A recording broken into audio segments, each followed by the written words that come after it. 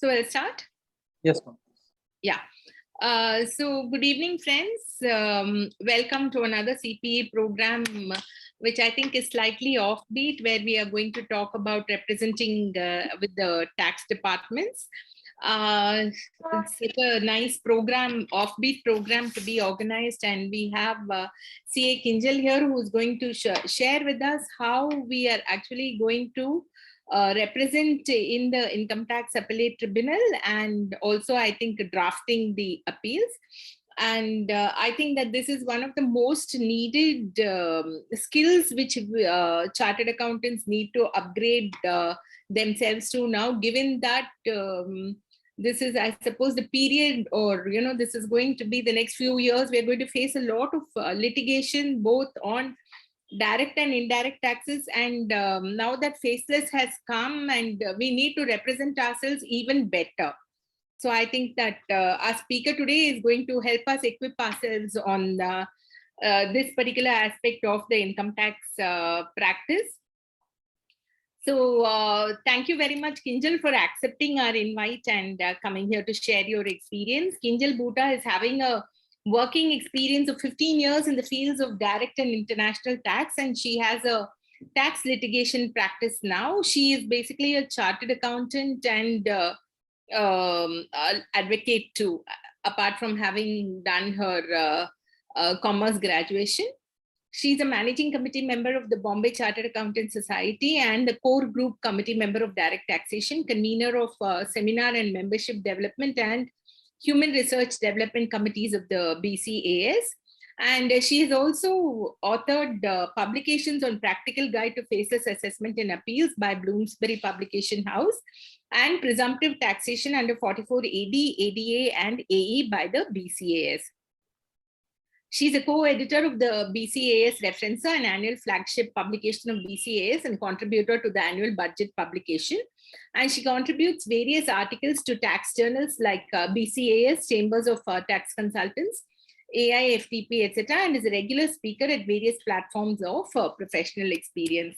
So thank you and welcome once again to SIRC, Kinjal, and thanks a lot for accepting to share your knowledge and experience. And I'm sure that all of us are going to gain a lot of knowledge in how to do the litigation from you. Thanks a lot, and over to you. Thank you so much. So thank you so much for introducing me, and I think I'm more than overwhelmed to be present here, and in fact thank you for inviting me to present a lecture today. So I think this is my second session with second webinar with SIRC, and I'm really in awe of participants who are on a Monday evening, which is the first day, and I'm so happy to see so many people to attend on a probably drafting is something which we always see as a dry kind of a subject, because there is no litigation when it comes to drafting. So it's not something which is very interesting upfront to many people, but I'm happy to see that there are so many people today to attend this. So yeah, I think we all understand the importance of drafting in litigation. Unless you present a good appeal, it's not going to stand at all. Sure. Especially with the faceless arena, as you rightly spoke, drafting becomes very important because that is the only way how we communicate with the authorities. So I have tried to cover the session in a way that we can cover as much as possible about the gamut of drafting. Just share my presentation.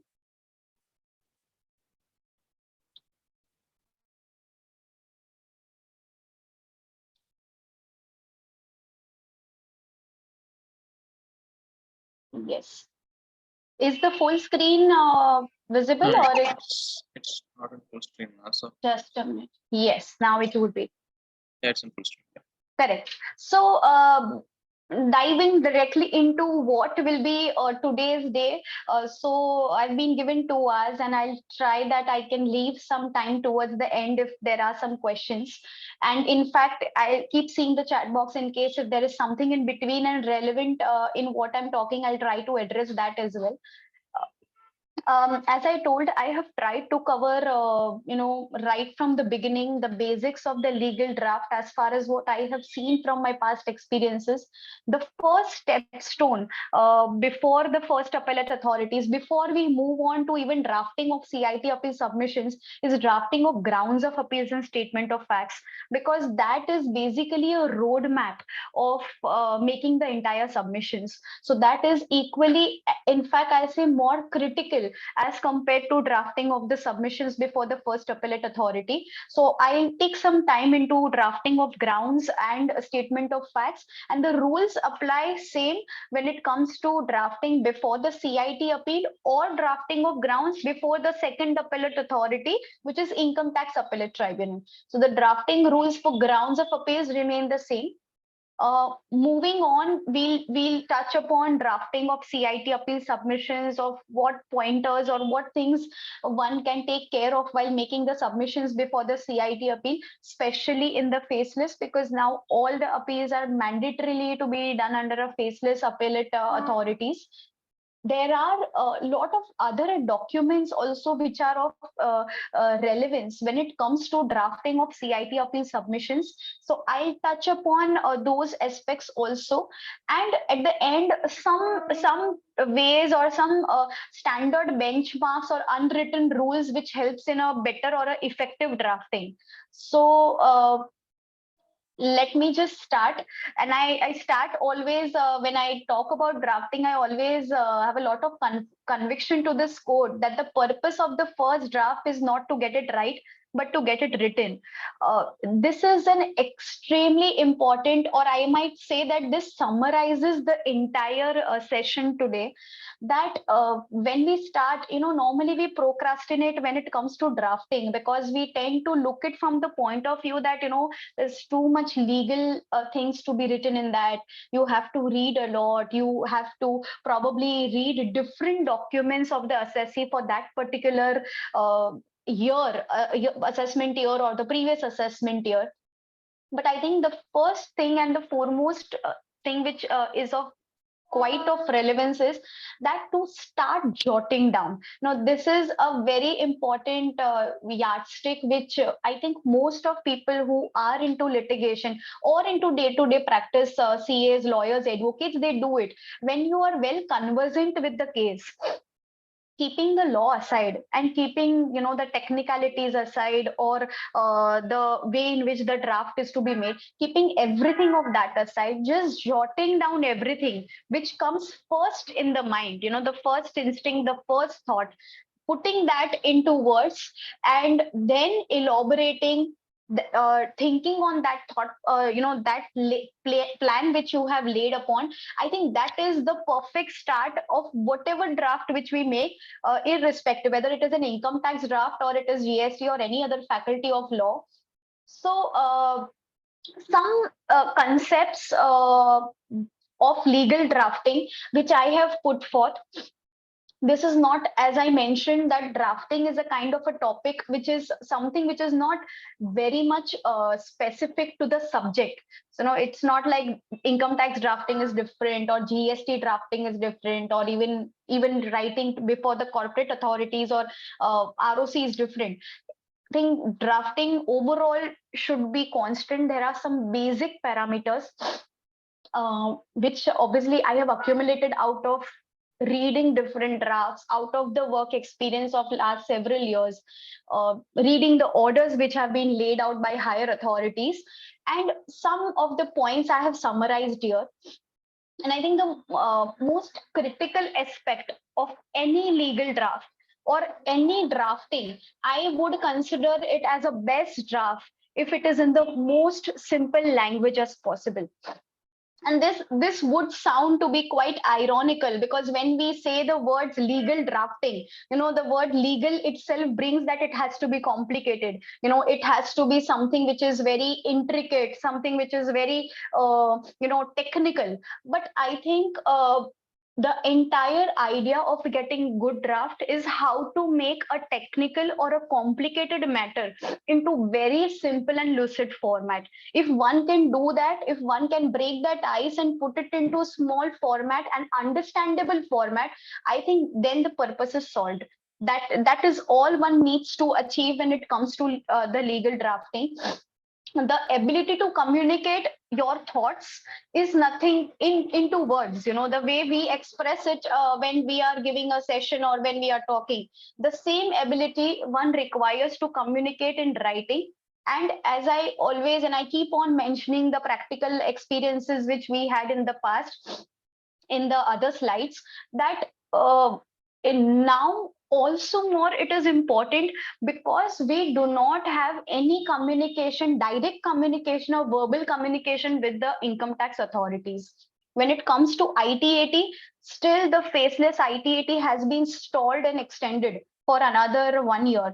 But when it comes to CIT appeal, or when it comes to drafting, even before the assessment proceedings, why only appellate? Even for the assessment proceedings, because assessment proceedings is the first step towards litigation. So even when it comes to that, what is mentioned in the draft or what is mentioned in the legal note which you are giving is very important, and it has to be from that perspective that you are not going to explain that person in oral, or you're not going to meet the person face to face. And that is where it is very important, when your thoughts are exactly communicated the way you think to the reader. I think that is half job done. Obviously there are a lot of other factors, whether they want to consider, whether they don't want to consider. So I have many times heard that what is the point of drafting good at the assessment proceedings, or what is the point of drafting very good at the appellate level. We all know that certain issues, probably something like an issue of bogus purchase.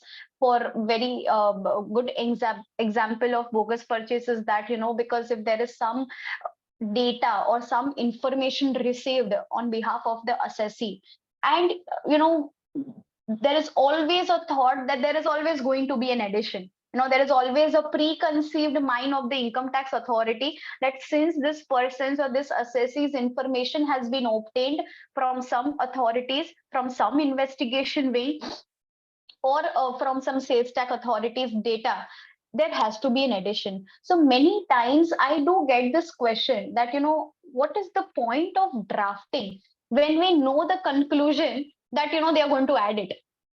But I think this is a very wrong thought process to approach it, for the only reason is that a good draft definitely helps you when you are going to go in the the other steps of litigation, which is the first appellate authority and the second appellate authority, or even after that probably High Court, Supreme Court.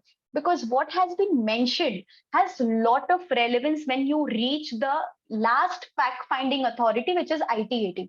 Because there, the analysis has been, they, when you submit your papers, when you provide a evidence paper book to the ITAT members, the first thing on the index you have to mention is that whether you submitted these documents before the assessment authorities, and whether you submitted these documents before the CIT appellate authorities.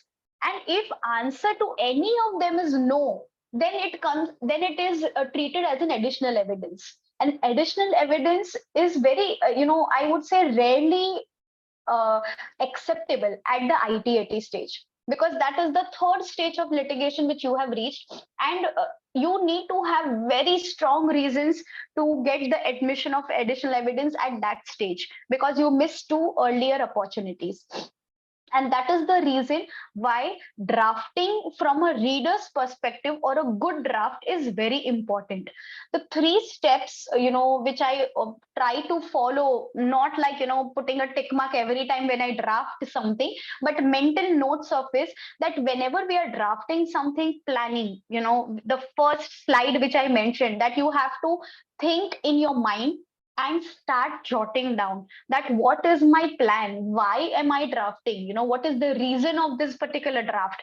That is all the planning process. And this is a crucial step, because this is where the entire thinking process is going on. So that is where you have to bring out all the relevant points which you feel they might be not relevant to, but putting it down and then eradicating them at a later stage is a good thing to do.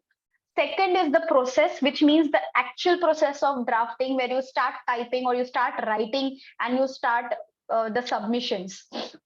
And the third, and I think the most ignored part, is editing. This is where you would not believe the kind of appeals which I receive is like, where first, where the assessee is contradicting its own self. There is an assessment cycle wherein there are multiple drafts made, so they are contradicting their own stand, they are contradicting their own books of accounts, or they have written something, or they have given that kind of information which was crucial to not be given to the income tax authorities, which was not relevant to the facts of the case at all, or they have completely ignored certain aspects. It happens. It's human tendency to forget things. It is human tendency to make mistakes when you draft, and that is why editing is very important. I understand that we all draft and we all work by the way of deadlines, because we have certain due dates given for replying, due dates for the hearing, and we always work based, it's like backward calculation, that the date for hearing is 3rd October, so I'll start working and complete the draft on 3rd October. So I think the thing which we try to do, I can't say that we have achieved that, but what we try to do is that, try to perceive as if the due date is 2 days prior to the exact date. And that is how we get that 2 days of editing part of it. So this is it when it comes to the, I think, the ABCs of the drafting, which I have capsulated here, is first and the foremost important thing is accuracy. So when we are talking about drafting of something which is very factually based, it is a case of an assessee. Accuracy of content. Content means what is the facts of the case, as simple as that. That is very important. Many times, I'll share you one classic example, that there is whatever information which the assessing officer has, the first information which the assessing officer has is your income tax return form. So whatever you are providing in the income tax return form is something which they have with them. So when they have that income tax return form, what is the content which you have brought into, and what is the content which you are writing in the draft, that both should match. Many times I've seen that the data which is given before the assessment authorities, given before the appellate authorities, that have no correlation to what has been submitted in the income tax return form. So in fact, the accuracy starts right from the ITR filing, because you have to carry that thing. You have to carry those facts till the end, till you stop your litigation cycle. So accuracy of content is very important. If something has gone wrong, many times it happens that there is some wrong information which is gone, or there is some incomplete information which is gone in the ITR. Many times the return form does not go without putting into certain parameters. So just for the procedural formality, you put in something and you let the form going, because you have to file before the due date. So in such cases, you might have to provide a clarification at a later stage that why there is a mismatch. But carrying on the same legacy or carrying on the same mistake is something which is not done. So content is very important, because we will not have many opportunities to keep on changing the content. We cannot, keep on skipping every stage that no, this was not right, this was the correct facts. So the clarity of facts or clarity of the content is very important.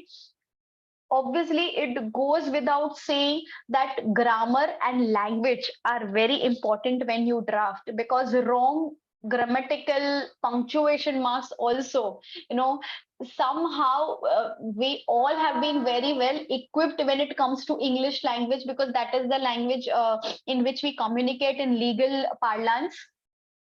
Yet many times it does happen that, because nowadays we type everything, right? We don't write like in the earlier generation. So we type, and there are typographical errors, there are some errors which are auto corrected, wherein the meaning has been changed of the entire word.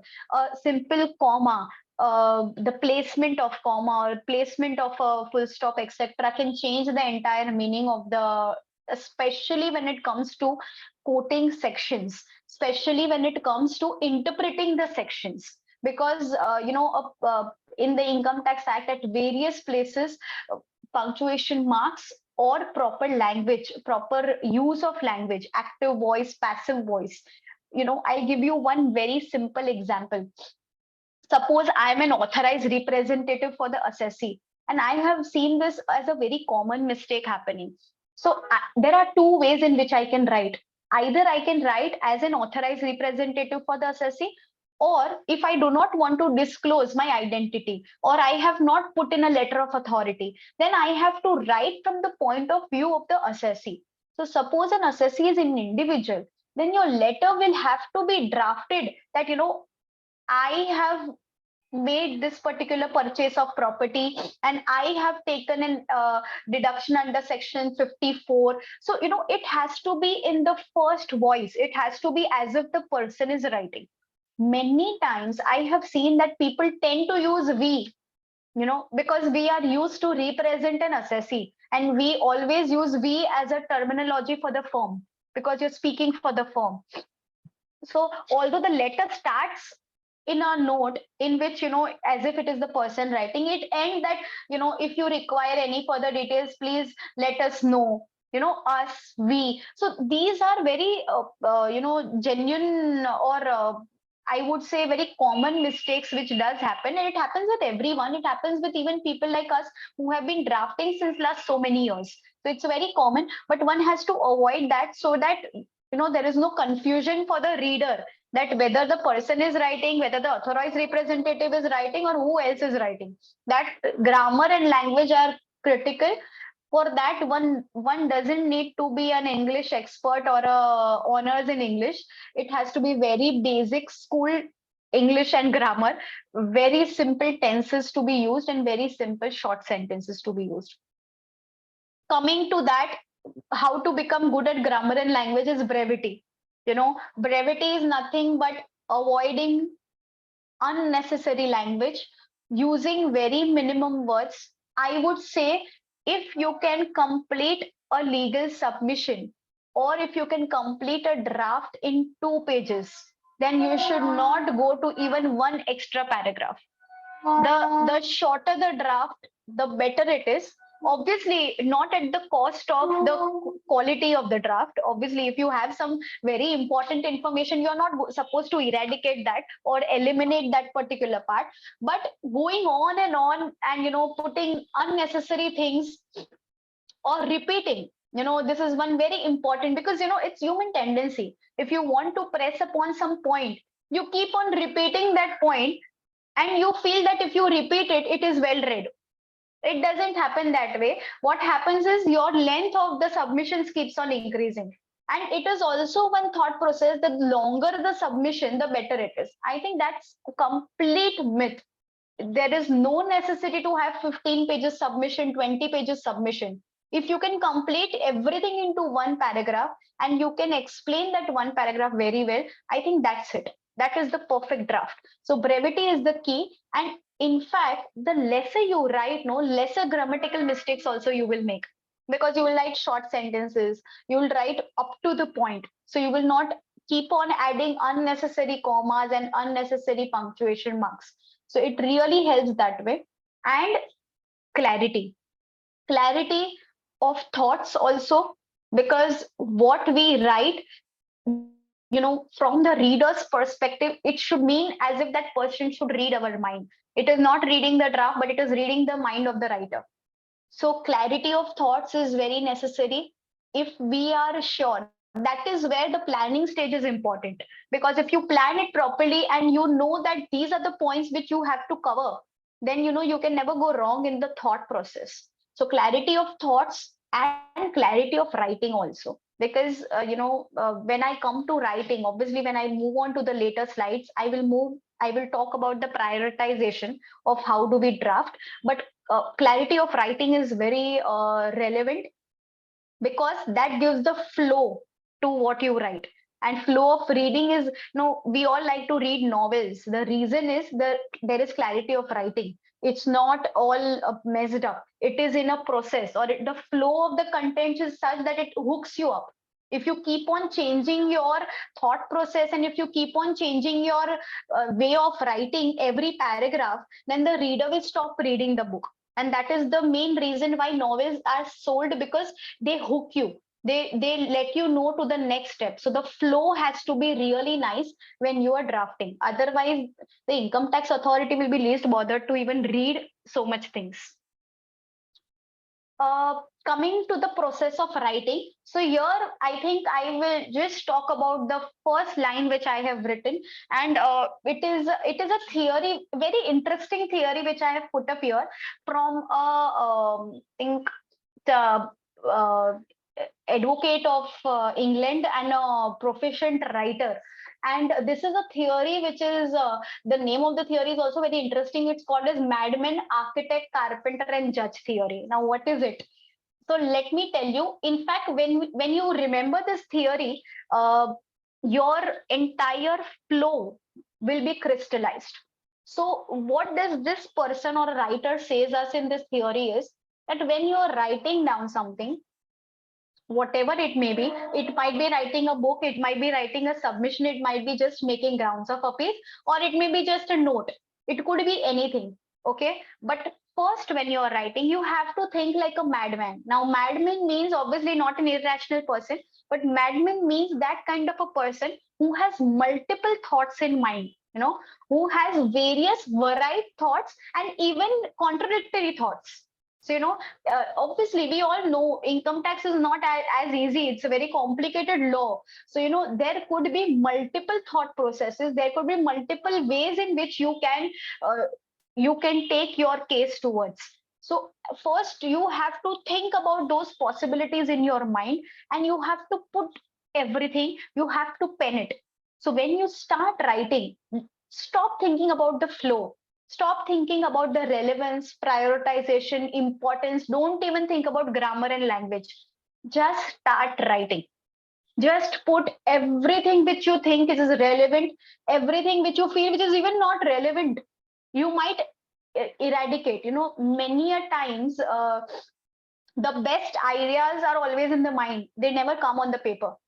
So you might not feel it relevant at that particular point of time, but put it down. So think like a madman and put everything, dump your submissions into that one paper or one document. Then you start working, you change your role, you shift yourself as an architect. And this is where, we all know, what does architect do? They beautify, right? They beautify the place. So what you have to do, you have to change the flow of your document. You start seeing your documents, you say, okay, these are not necessary words, this is a harsh language, I need to delete it, I need to reword it, I need to beautify it, because when it's very human tendency to write the way we speak, but speaking language is very different as compared to written language, because in writing you can use shorter words to explain, but while speaking, we have to use, or we have to form a proper sentence. So many times we write the way we speak, but it is not grammatically correct. So when you are as an architect, you beautify your submissions, you format it, format it in the sense you format the flow. So this particular argument should come first. This should be a concluding one. This should be a without prejudice. This should be an alternate. So that way you beautify your submissions that way. Then you come into as a carpenter. And what does a carpenter do? Carpenter's work is the finishing work, which means that now you have to bring finesse to your draft. you cannot leave any cuts, otherwise you'll get hurt. You have to round off the corners, like a carpenter. So that way, this is the stage where you edit.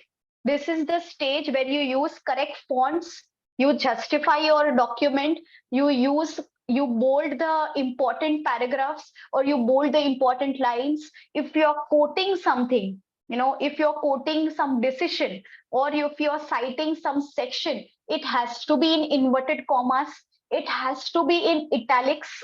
If something is very relevant, you have to bold it, or you can highlight it. In fact, this is what we have started doing. And from whatever analysis which we have, you might try to apply it. Since now all the submissions are to be made faceless to the assessment authorities, and everything is in soft copy, we have started using color coding. So, we use different colors. Obviously, we don't make it colorful, but we use blue color or red color if we want to strengthen some point. Because there's no harm in using that. No one says that it has to be in black and white.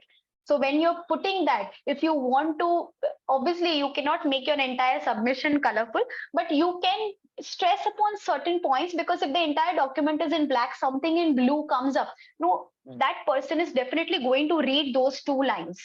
So we try to do that. So that is the carpenter's job. And the last is being a judge. Now, what do you mean by being a judge? Being a judge means you have to critically read your draft. What best we do is when we become a judge, or judge of our own drafting, is that you try to find out mistakes, you try to find out logical mistakes which you have made. And the easiest way to judge, is what? Find the person in your office who is the junior most, an article assistant, or accountant staff. Obviously, that kind of a person who understands some law.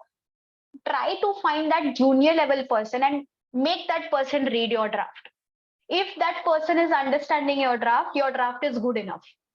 This is the easiest way to be a judge, because you get all the proper comments that they are not able to comprehend what you. If a simple person or a layman cannot understand, then no one can understand it. So you have to try to analyze it from that point of view, and this will justify your entire flow of drafting. So quickly, getting into the slide about how do you kickstart your drafting, is that when I talk about madmen is like preparing an outline, putting facts are important. So how do we do? First is, there is no standard format. Okay, any format can be correct format. So it's not that what I'm telling is correct format. You can try to implement, and you can, in fact, we keep on changing. We do not have that thing in my office that every draft has to be same draft. We keep on changing. We do not do copy paste job. So we keep on changing and innovating ourselves when it comes to drafting. So, but the standard process is putting out of facts, putting out of, if it is CIT appeal submissions which we are making, then putting out of facts, putting out the grounds which are there, and then justifying each ground with the legal submissions. And obviously, then it will go with the legal decisions, the judicial pronouncements, and the most important, the research which has been done behind the legal drafting, that has to come out very well. So you have to put in that towards the end, or in between, you might supply that and conclude the thing. So these are the steps which we can apply.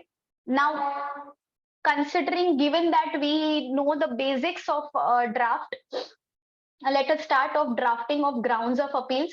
So this is the process of filing. I think I have just put it for the point of view of completion of this presentation.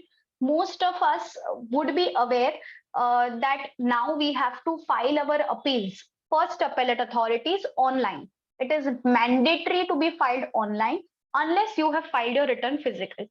For physical also, there are very few exceptions for filing. So in 99% of the cases, filing of appeals to CIT appeal is electronic. You have to verify it. So if your assessee is a person who has filed the return digitally by using a DSE, the appeal form also has to go digitally. Now, this is important. It has nothing to do with drafting, but why I have mentioned here is because these days I have seen that even suppose if I am an individual and if I have filed the form digitally, my ITR if I have formed digitally, even after doing that, many times what happens is when I'm doing my form 35 and I'm filling it up, if I choose, they always give me the option of EVC with Aadhaar. So, you know, there's this electric verification code which pops up on the Aadhaar registered number. So it gives me that option. You know, the software is not that smart enough that it will stream whether you have filed digital return or not. So it will ask you, in fact, it will even allow you to file the appeal. And in many cases, the appeal has filed. And now we see that we are receiving defective notices from CIT appeal that the verification is not done correctly. It has to be digitally signed, however, it is manually signed. Now, in that case, there is nothing like revising Form 35. Okay, we used to have that concept when there was physical filing. We used to file revised Form 35, revised Form 36. Now, when it is online, the faceless procedures do not postulate anything considered as revised Form 35. So what you need to do, you have to then furnish another Form 35. But now when you furnish Form 35, there will be delay in filing of appeal because you are doing it only when you are pointed out.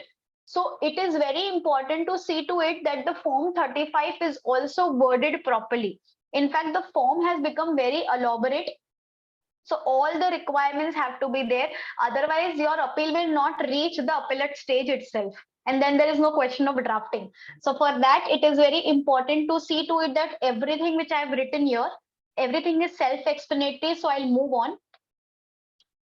Again, here, it's just a reading material, but this is basically the practical aspect of process of filing of appeal, that Form 35, from where you have to do, who is the person who is going to verify? It is the same person who is authorized to file the return of income under Section 140. So the person who is filing the return or who is authorized to file the return, it is the same person who is authorized to file the appeal form. And there are different ways in which EVC can be generated. It could be through Aadhaar card, it could be through internet banking, it could be through your digital signature. So there are multiple ways in which you can do. Now, as I mentioned, that Form 35 now has become elaborate as compared to earlier. So two things, in fact, rather three things, which is important to be taken care of while you file the Form 35, because it has a relevance to your submission drafting. One is, there is a place where it says list of evidences which you are relying upon and whether there are any additional evidences. These are two different questions. So when it comes to list of documentary evidences, you might write all the documents which you have submitted before the assessment authorities. Or the other option, which we normally do, is write the submissions made before the assessment authority. We do not make a list. This is the practice which we follow. The reason for following this practice is that you do not miss out on anything. Because many times, you might make a list. You might write just 5 things. And then it happens to be that you have relied on 7 things. There might be multiple submissions made before the assessing authority. So in that case, we just write, you need to write something, it is a mandatory field. So you cannot leave it vacant. You have to fill it up. But what we do is we write all the documentary evidences submitted before the assessment authorities. So, you do not have the chance of misinterpretation and you do not have the chance or the fear of missing out. So that is one thing which has to be taken care of. Second thing, additional evidences. So this is the place which is important. Up till now, I would say that under faceless appeals, there are various instances which I have seen wherein we have not mentioned in Form 35 that we want to rely on additional evidence. However, whenever the hearing came up, we did rely on additional evidence because we came to know from the client or the assessee that there are certain documents which are required to be given. Now, what happens in that case? What you do is you're contradicting your appeal form. You are writing that you do not want to rely on additional evidence, but at the same time, you are submitting it when the appeal hearing comes. In fact, we have seen cases where they have accepted our additional evidences and proceeded further. However, I think somewhere or the other, they might in future keep a check that whether what you are submitting in the submissions is the same of what you have submitted in the form 35. So it's something which is not worth taking a risk. What does that mean? That means that when we are filing an appeal, it is not only relevant to take those grounds which are apparent from the assessment order, but it is also important to do an analysis to see to it that whether do you want to submit anything extra. Were you forbidden from submitting anything by the assessing authorities? You know, multiple cases wherein they issue you show cause notice just 2 days before the end of the assessment due date, and then they don't give you time. They give you notice on Friday and they tell you to reply on Monday. Before you reply on Monday, Tuesday the assessment order is issued. So that means you are not given opportunity. Now when you're not given the opportunity, and if those documents are critical, you have to write that in the form 35 that these are the evidences which I want to rely upon. So to ensure and take care that you are listing all the additional evidences in the form 35 itself. And another thing which one has to mention is you have to tag each of your ground with a section. So this is something, again, I have not seen they have taken any action if you do something wrong. But one has to apply mind and thought process that which ground, which section. Many times it happens, this is a practical query which I had been asked in the past, that what if I'm taking a ground on natural justice? Because that doesn't have any section in Income Tax Act.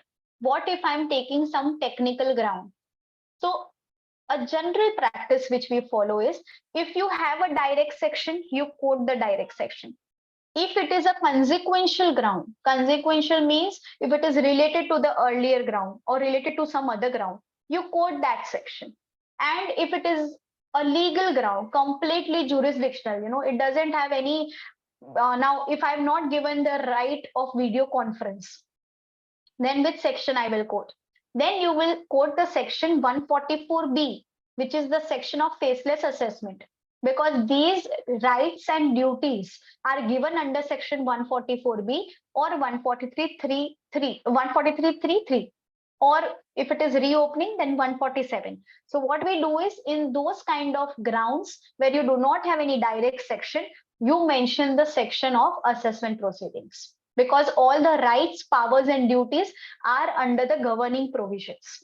So that is one thing. And the last and the most important part of practical aspect is to provide an email address and a contact number. This was not there in the earlier form 35. This becomes very crucial because all your CIT appeal hearings and everything comes on this email address. So there is again the confusion. Many times it happens that they are sending on the email address which is there on the portal. So ensure that whatever email address which is there on IT portal is the same email address which you are mentioning in form 35, same contact details in both.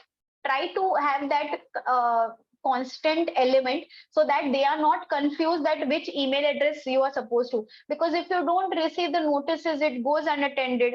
If it goes unattended, it is an ex parte order, and then you do not have any option but to go to a higher authority.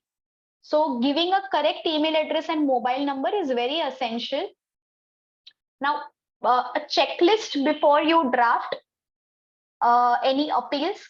Obviously, I've mentioned drafting of appeals, not even appeals, but drafting anything is an art. So you will have to be very careful. There is no standard yardstick or a common benchmark of drafting appeals. Appeals will be very factual based. So you will have to keep on innovating and thinking different whenever it comes to you. I think one part which one needs to, which obviously goes into the planning process, is check whether appeal lies or not. Many times, we file appeal just because there is an addition. So, what happens in doing that is nothing. Obviously, you can appeal. Appeal is a right given to every assessee. It is an inherent right. But at the same time, appealing something, filing something a frivolous ground, if you feel that there is something, some addition is made, it is acceptable.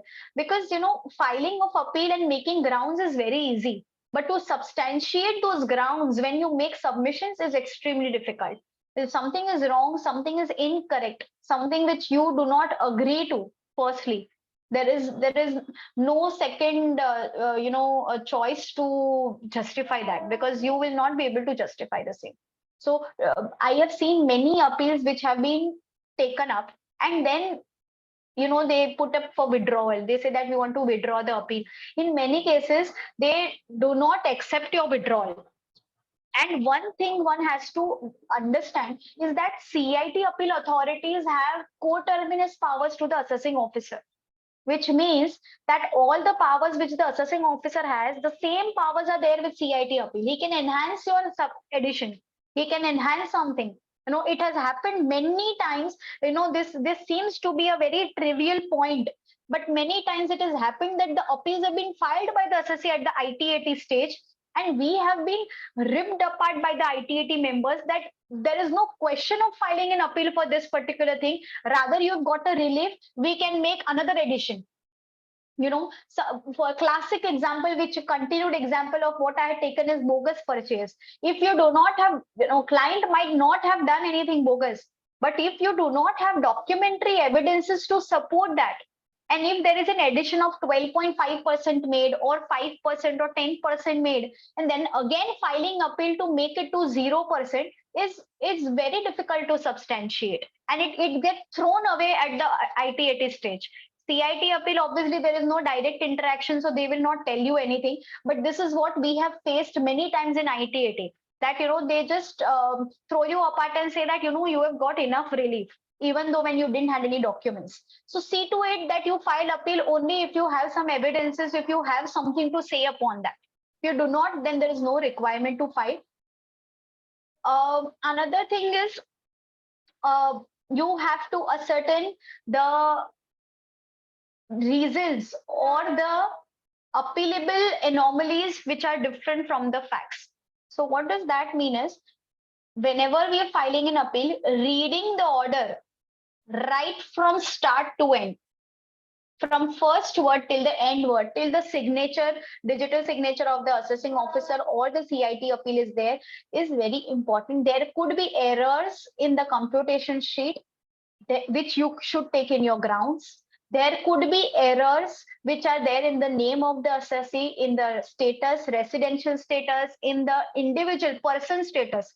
Whether sometimes they write an HUF as individual, sometimes they write firm instead of company, and then they apply that rate only, because obviously it is all automated. So everything has to come into your grounds. If it is not coming into your grounds, it should come in your statement of facts. Because if you do not see those anomalies at the first stage and you take it up at a later stage, they will tell you that why it was not brought into attention at the earlier stage. Legal grounds are allowed to be taken at any stage, but factual, you cannot take at any stage. So you might lose your right if you do not read everything perfectly at this stage. This is equally important when you are drafting submissions. Reading each and every allegation of the assessing officer and replying to the allegation is extremely important. And there are two types of things when you read the assessment order or the computation sheet which comes with the assessment order. One is where there is a legal mistake, or where there is something, wherein there is some addition which has been made under some section. They do not agree to your viewpoint, or there is some documentary evidence lapse. So there is one which is that. Second is there are arithmetical errors. So there are errors in the calculation of interest. Suppose interest under 234 ABC is incorrectly calculated. There is an error wherein, wherein the error is something where they have taken a wrong rate of the assessee, wrong tax rate has been taken because the status of the assessee is taken incorrectly. Instead of charitable trust, they've considered it as AOP. So these are errors. one has to hair split between the legal grounds and the errors. Now the question comes, whether you should file grounds of appeals for errors. I would say that yes, if it is a glaring error, you should file appeal. Mostly what they will do is CIT Appeal Authority, they will set it aside to they'll send a remand report, or they will give instructions to the assessing officer to rectify it. But if you do not, you lose your chance. So yes, for the errors also, but obviously that will come down in the line of grounds. Most important reason for hair splitting is that for the errors, you also need to file a rectification application under section 154. So if you do not do that exercise, you might file the appeal, but you forget to rectify it. So both the remedies have to be taken. You have to take it as a rectification. You also have to take it in the grounds. Try to do that. If it is something very trivial, which you feel that it will be taken care of at the rectification stage, you might not find a ground for that. Or you might just mention that in the statement of facts. But having awareness that what is an error, what is an arithmetical error, and what is a legal error has to be there when you do your drafting. Another thing, this is a repeat slide. I think the only thing which here it is to be taken is especially for new practitioners, or especially people who do not do income tax very often, is that penalty proceedings are a complete different proceedings as compared to assessment proceedings. Many times people miss replying to penalty notices. So whenever an assessment order is coming, you receive the penalty. If they have initiated a penalty, you will receive a show cause notice. Many times, many CAs and even assessee, they get confused with the fact that since you have filed the appeal, the penalty by default is not going to be levied, or it is going to be stayed. It doesn't happen that way. For penalty show cause notice, you have to make a reply. You might not make an elaborate reply, but you might have to write that, I have filed an appeal and please put the penalty proceedings in abeyance. But you have to do that, because if you don't do that, they can pass a penalty order. They will not wait for your order before the CIT Appeal Authorities. As per law, they should, but they might take a ground that they were not aware. Earlier when we used to file the appeal papers, one copy CC used to be marked to the assessing officer. So you used to make 4 sets, and it used to go to the CIT appeal, and it also used to go to the assessing officer. When you file an appeal online, assessing officer does not get intimated immediately. So he doesn't know that you have filed appeal unless you make him aware that you have filed an appeal. So penalty proceedings are completely different from assessment proceedings. Put them differently. In some cases, there are multiple penalties issued. 271F issued, 270A issued, 271 AAC issued. So all penalties are different proceedings and all have to be replied. So this is just a point I think most of you all will be aware. But for those who are not very regular in direct tax, I think this was something which I wanted to discuss. Now, coming to specifically, these were generic rules. Now coming specifically to the grounds, drafting of grounds. So again, the same rule applies. Grounds should be precise, concise, and simple. Okay, so I have seen many grounds which are big paragraphs. Please avoid those kind of grounds. You cannot, if your ground is exceeding more than 5 lines, there is definitely some problem. It cannot exceed so many lines, or it has to be a different sentence then, or it has to be a different ground then. See to it that you're not writing very long grounds. It cannot be looking like a paragraph. It has to be very short and simple, very precise and up to the mark. It should not be argumentative. When you're finding grounds of appeals, you're not arguing, you're not making submissions. You are just writing. So for example, if there is any, there is penalty, if there's a penalty appeal, and if there is any penalty which has been levied under section 270A, your ground should be, in one line I will tell you, the learned assessing officer earned in levying penalty under section 270A of rupees so and so, full stop. That is the ground. Now, why he did so, whether it was correct, whether it was incorrect, whether it was under assessment, or whether it was, another different category in 270A, that is not to be put out in the first ground. So it has to be very short and simple. At the same time, the simpler the ground you make and the wider it is. See, what I do it, when I write like this, that, he has earned in levying a penalty of so and so rupees, I do not restrict myself. The ground is so wide that it has multiple possibilities of arguments which I can take. Now, contrary to that, if I would have taken a ground that the learned assessing officer earned in levying a penalty under section 270A on the grounds that assessee has misreported so much income without looking into the information or without looking into the submissions which have been filed by the assessee. Now, if I write so much, that means I restrict my scope to only make submissions on that ground that he did not see my submissions. You understand that? So that now that when you're making it very wide, no, you are not restricting your scope. You're not cutting your wings. That is why it is important to have it very wide and very simple, so that you can have multiple possibilities.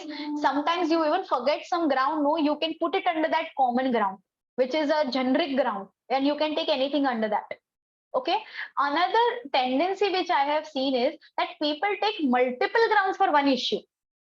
There might be multiple grounds. Okay, it's not necessary that there should be only one ground for one issue. You can have multiple grounds, but it should not be repetitive. So there could be 2-3 different ways in which I can, argue a particular matter. If that is the scenario, you could have multiple grounds. But if you are just repeating the same thing in different words, then there is no requirement. And this irritates the appellate authorities the most. Why? Because as per law, every ground has to be adjudicated. That means they have to, in writing, reply to each ground taken by the assessee. Now, if you write 4 grounds, have you noticed? You all have noticed that many times in the ITAT orders, in the High Court orders, or even in the CIT appeal orders, they normally write that, all of these grounds are taken together. First to 4 grounds are common, subject to this issue, and they have been dealt together. They do write it because now they are like, repetitive. So they will not obviously write on each and every single ground. So they will have to club it up and they will have to make a reply when they are drafting an order. So see to it that it is very, not over repetitive. Last ground, I think most of us would know, is a ground which is basically requesting to grant leave or grant pardon to add, amend, withdraw, or delete any ground. This always should be there in the last. This should be the last ground, which basically immunes you from any mistake which you have made in grounds. You can revise your grounds and you can probably even make additional grounds or amend or even delete some ground. I think some of things one thing which I will try to take here is preferencing of grounds. Now, what is that? That means that, there might be multiple grounds. There might be multiple issues. Now, generally, the way the grounds are drafted, the submissions before CIT appeal also has to be in the same way. That is a good practice. Okay, it's not like you should do that way, but that is a good practice, that the way the grounds are, the way the submission should be. So now there might be, I'll give you one simple example. There might be 5 grounds or 5 additions which have been made. 4 additions are somewhere of 1 lakh, 2 lakh, 3 lakh, something like that. The quantum, the amount of addition. There'll be one addition which is of 2 crores. Okay. So now It could be that that 2 crore ground is the last addition which has been made in the assessment order. This is a trick which one should use, is that when you are making the grounds, there is no necessity that you have to make the grounds as what the assessment order is. So you should always take that ground which is having the most quantum. We always go in that descending order. We always take the highest stake first, then the lower, and all the trivial ones down. Now, why is that supposed to be done? There are two reasons. One is when you make submissions, you want their attention, undivided attention to the most important thing of your appeal, and that you will write first.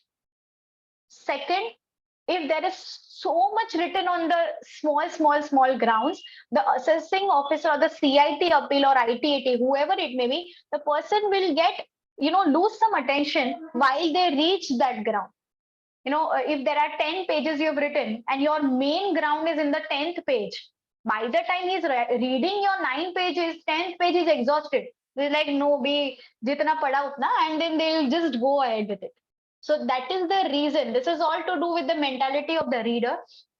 So try to preference it that way. Another reason of preferencing is if there is some legal ground or if there is some technical ground, because of that ground, the entire order can go void, or because of that ground, the entire order can be set aside.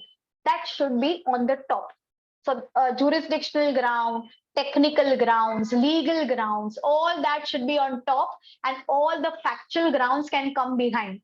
Because if they accept, if the assessing officer, suppose, has not issued notice under section 143(2), which is the most important element of assessment proceedings, then the entire assessment can go void.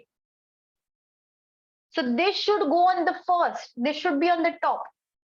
If they allow that, then they are not supposed to even read anything else. So you have to make a preference that way.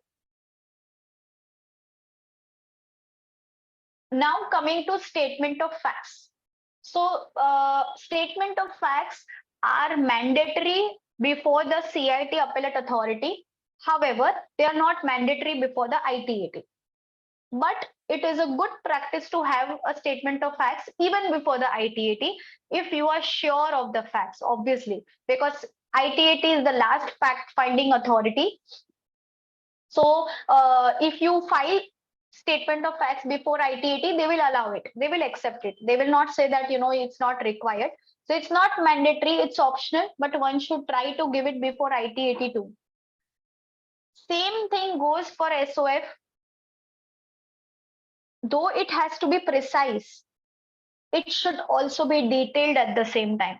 Precise would mean that it should not be repetitive, but descriptive and detailed means that you are covering each and every single fact about the assessee, about the assessment, and about what has happened during the assessment proceedings.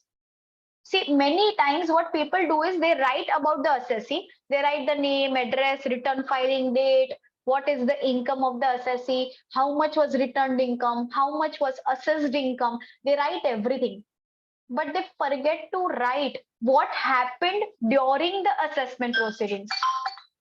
So if during the assessment proceeding, I'll give one very recent example of what has happened with us. There was one assessment which was going on, and there was some information which they had received from a search and seizure party. And based on that statement of that particular person, my particular assessee was assessed. Now, in the entire assessment, we kept on telling that, please give us an opportunity to cross-examine the person who has given the statement against me. We kept on telling that. However, no opportunity of cross-examination was given. So when we wrote our statement of facts, we wrote all those letters and all those notices that wide letter so-and-so, wide letter so-and-so, we have informed the assessing officer to give us the opportunity. However, the opportunity was not given to us. So what has happened during the assessment proceeding also has to go into the statement of facts.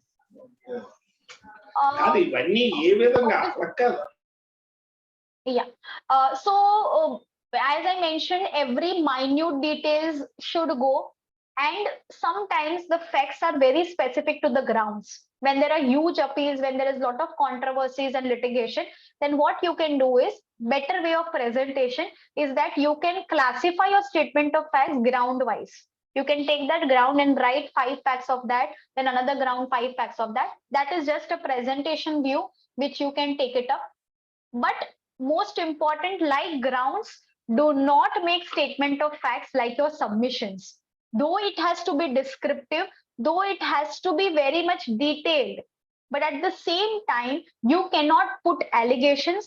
You cannot write that the assessing officer did not understand my submissions. You cannot write like that. The most you can write is that the assessing officer has not considered the submissions filed during the assessment proceedings. But you cannot put allegations, because all that work has to be done at the submission stage, not at the ground stage. Now, what are the different types of grounds? This I have taken specifically for preferencing, which I mentioned, that preferencing of grounds. Preferencing of grounds will also determine the preference of submissions. So it is all interlinked and put together, and that is the reason I put it up here. So these are, okay, another disclaimer, these types of grounds are nowhere written anywhere. This is just out of our experience of past, that these are different types of grounds which can be taken up by the assessee. First is technical ground. Now, technical ground means something where there is a procedural formality which is not done. There is something as per law. So suppose if there is, they are supposed to issue you reasons recorded for reopening, and they did not do that, or they supplied you, but they did not supply you within 1 month period as stipulated under section 147. So if that is the case, it's a technical ground. If they were supposed to issue you the reopening notice as on 31st March 22, but you received it on 1st of April 22. Now there is a question whether they dispatched correctly or not, whether you received on time or you were not there at your house and it was not delivered and delivered next day. So these are all technical lapses. Name of the assessee is written wrong.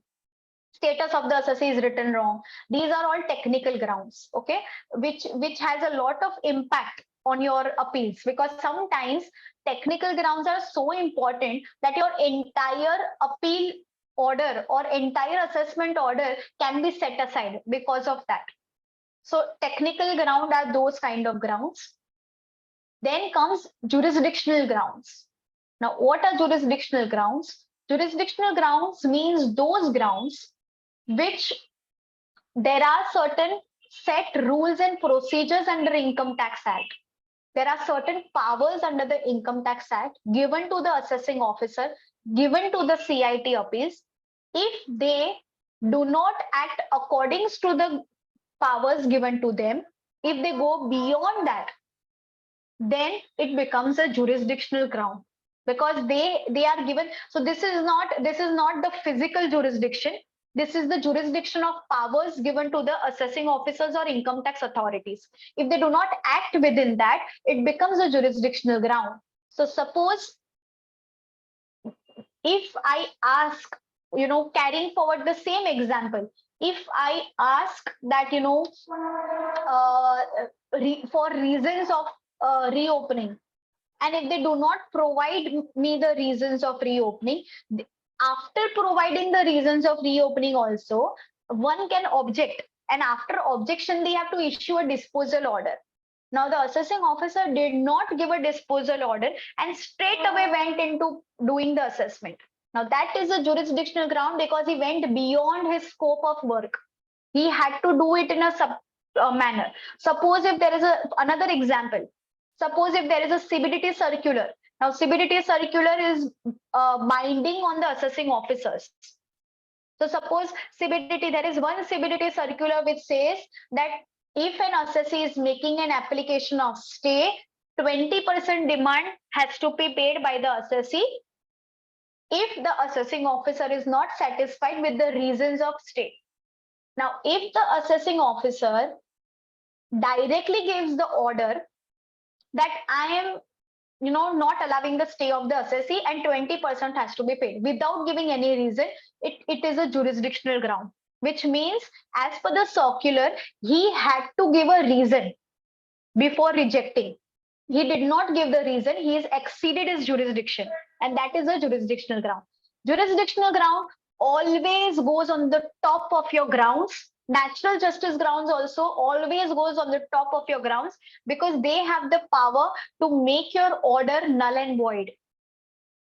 Now comes natural justice. Natural justice is very, I think, evident from the name itself. It means that there is some powers given to me, some rights given to me, not powers, some rights which are given to me, and I have been stopped from exercising those rights. So if I have not been given proper opportunity, if I have been given inadequate opportunity or no opportunity at all, okay, if there is an addition which is made under section 69 as unexplained investment, it's a law that they have to issue me a show cause notice before doing that.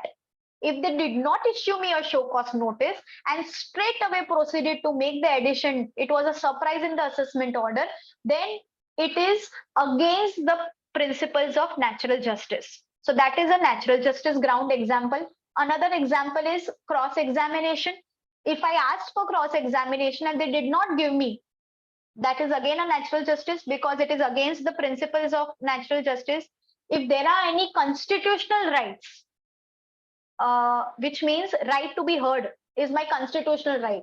So if I asked for video conference facility and they did not provide me the user ID password, or they proceeded straight away to pass the assessment order, it is against the principles of constitution or the rights given to me. My fundamental rights are violated and I can take a natural justice ground. So this always goes on the top. Legal grounds based on the merits of the case. So merits of the case are simple grounds. Like if there is any addition made under 69, there is any addition made under section 14A, all those grounds, which normal grounds, which you take up. Alternate grounds are without prejudice.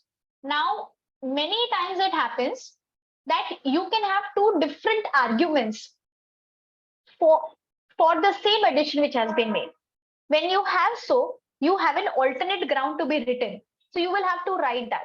Many a times it happens that you have a without prejudice ground. So suppose a very simple example, if I have some expenditure, which I consider it as a revenue expenditure, and the assessing officer says, look, this is not revenue, this is a capital expenditure, I am going to capitalize that in your block of assets. You are not going to get an expenditure for that or a deduction for that. Now, my first ground will be that this is a revenue expenditure and it should be allowed as it is claimed. My without prejudice ground will be that even if you consider it as a capital expenditure, you should allow me depreciation on that. So that means that if he is disallowing, then if there is any merit given to that, then he has to allow me. So suppose for another example, if they are considering that, my income should be assessed under MAT provisions and not under the normal provisions, then take care. Well taken, you put it under MAT provisions. But if you're doing it under MAT provisions, you have to do it correctly, which means that you will have to ascertain my MAT credit also, and you have to give me that. So many times, they add something, but they do not. Suppose I have a loss return. Okay. Now, if I have a loss return, I would not set off my earlier year's losses, right? So in this case, if they assess income in that particular year, in that case, after doing that, they should allow the carry forward of losses of earlier years. If they don't do that, that will be a without prejudice ground. So all those grounds which are subsequent to the addition are without prejudice, and consequential grounds are those grounds which are dependent on the first ground. So for example, classic example, interest under section 234B. Now, interest under section 234B will keep on increasing. A and B will keep on increasing if your addition increases. So if your demand increases, your B interest also increases. So it is consequent. If the first ground is allowed, then B interest will also be allowed. But those are consequential grounds which are dependent upon other grounds. And lastly, additional grounds. There is this section which allows, there is a provision which allows the assessee, if you have forgotten to take any ground, then you will have to take an additional ground, write it down and submit it before CIT appeal or ITAT, and then it is the discretion of that appellate authority whether to allow you that ground or not. But that is called as additional ground. Now that we are clear in our heads regarding the grounds of appeals, we come to the drafting of the submissions. Considering that we have filed and now we have received a notice. So certain, I think, philosophical things written here, like, believe in the case or be thorough with the assessment orders. So this goes with the fact, as I mentioned, that the draft is nothing but an impression of the writer's mind. So when you are believing in the case, if you have full conviction over the case, it will definitely come up in your writings. Suppose if I'm speaking today and if I have conviction in the subject, I will be able to do full justice to it. Same way, only if I believe the case, I will be able to write it properly. And what do you do to believe the case? For believing in the case, you will have to do a thorough research and thorough reading of the assessment order and facts of the assessee. Now, facts of the assessee, not for that only year, facts of the assessee for all the years, the background of the assessee, what kind of business the assessee is doing, what is the modus operandi, why this addition was made, why it was made only in this year, why not in earlier years. All these questions should come up in your mind to have conviction over the case. Because only if you can satisfy yourself, then only you can satisfy the income tax authority, right? So first you will have to convince yourself that the assessee has to win this case. And for that, the research has to be there. There has to be a thorough reading. You might read the assessment order 4 times, 5 times when you're making a submissions. And if you read it only one time, no, I'm telling you definitely from my personal experience that you will definitely miss on something while making the submissions. You have to read the order multiple times. Every time you will read the order, you will find something different to be written on. So read the assessment order perfectly. When it comes to faceless appeals, it is critical to write so that the person is understanding. So the flow of your submissions has to be appropriate. It has to be very nicely laid down. It should be like a story format, as if you're writing a story for the assessing officer or the appellate authority to read upon. Then only they will comprehend what you are writing. So it has to be that way. Another thing, when I'm taking art of submissions, which earlier when physical format was there was not relevant, now it is very relevant, is cross-referencing your documents. Now, this is one practical thing which I've taken up in the later slides, but I'll discuss it here. I think because of lack of time or because of any other, other pressures, we have a lot of deadlines, due dates, etc., work pressure, we tend to half-heartedly make the submissions and submit it. Many times there are only attachments which are going. There is no note which is there. So now you cannot expect the income tax officer or authority to just read your your attachments and understand things. Even if you're making partial submissions, you have an option of making partial submission and full submission. So it might happen that 10 things you have given in partial submission, one was remaining, which you're giving in the subsequent one. But that one also cannot go alone as an attachment. You have to write something in the description box. Only writing, one line that we are submitting, this is not something which you should do. You should describe the document which you are attaching. If there are many documents, there has to be cross-referencing. People do not do that. They rely on multiple documents, but they do not write annexure A, annexure B, annexure C. Okay, after doing that, when you are attaching the documents, you have 10 attachments which you can make up to 10 MB. So if you are doing that, you have to rename the files also as Annexure A, Annexure B, Annexure C. So it basically, it is nothing but giving a ready platter to the authority that, see, I've given everything, now you just have to eat and comprehend.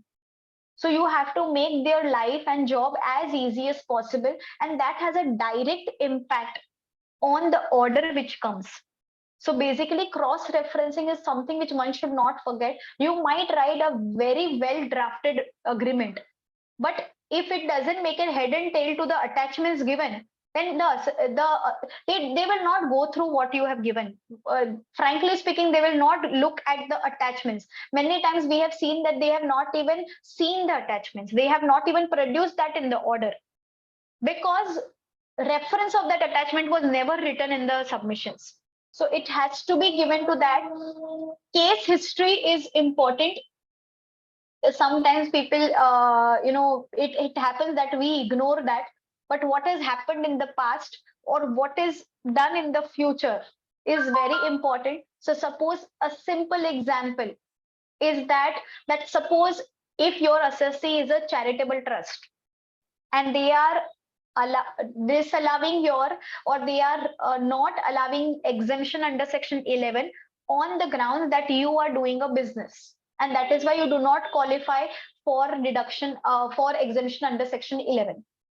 Now this is the place where, apart from the facts of this year, your past history is very important. So if you are a charitable trust who is a trust since last 35 years doing a job, doing charity, okay, there has been multiple 143(1) intimations received in the past. You have been regular filer of income tax returns and they have given you exemption. They have accepted your charitable trust status. Then suddenly they cannot disallow in 1 year. Obviously, you need to have same activities in all the years. There has to be no change of activity. But this is where the past has a lot of impact on the present case. So one has to give that voluntarily. One has to dig that information from the assessee.